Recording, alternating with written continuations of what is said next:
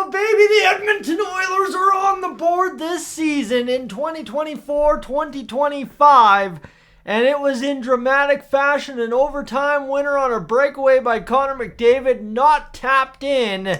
Finished off by the man that was benched briefly in this hockey game, Leon Draisaitl, for poor play throughout the early part. Scores the overtime winner, and my goodness, the Edmonton Oilers have absolutely found a way to get back in this NHL season. 3 dramatic games of no care in the world. I was going to say something much else. My brain goes other places. Apologies. But no care in the world to actually try. And then all of a sudden, a game against Philly, a team that's a little bit more traditionally rough and tumbly. They didn't really care during Calgary, but man, when Sean Couturier ran Stu Skinner tonight, the Oilers, they sure seem to care, and that was a sign of life we have yet to see this year. A scrap from Troy Stecher, followed by an absolute beauty of a hockey play from Corey Perry to get up, lined up on the next face-off, following that and throw the gloves down and absolutely tilly up. That was fantastic to see, because that is what the Oilers have been missing. That fight, that urgency, that desperation in their game. They found it tonight, all thanks to their goaltender and Stuart Skinner getting run. But hey, you know what? It takes something to galvanize the group together. Everybody's sitting here. It takes time to gel.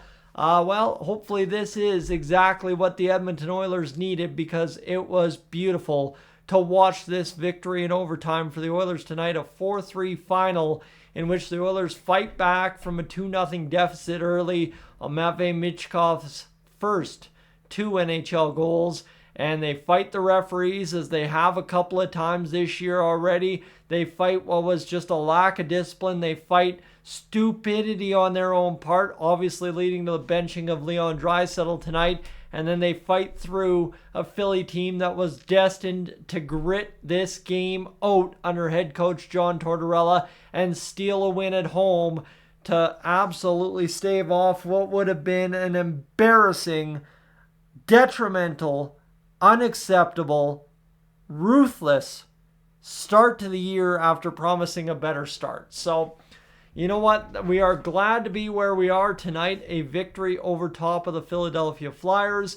I'm glad the Edmonton Oilers were just able to pull something out of the hat in overtime point. Felt like a victory after the first 3 full games and a 4th going overtime, but we'll take what we can get, and a victory is that, and we get to play La Bamba on home ice for the first time all night. You loved, or all season.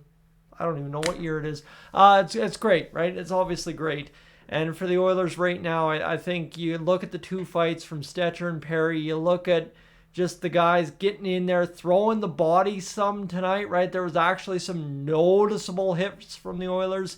I think as well you see the just digging in on the opposing goaltender a bit more. You see the guys being less afraid to shoot. You see the guys getting open and actually connecting passes. There was a ton of great things to take away from tonight. Man, was there a ton of bad things to take away from the team tonight following about 40 minutes of hockey. It looked destined for the Oilers to be another terrible performance where even their best still isn't good enough. But thankfully, we avoided that.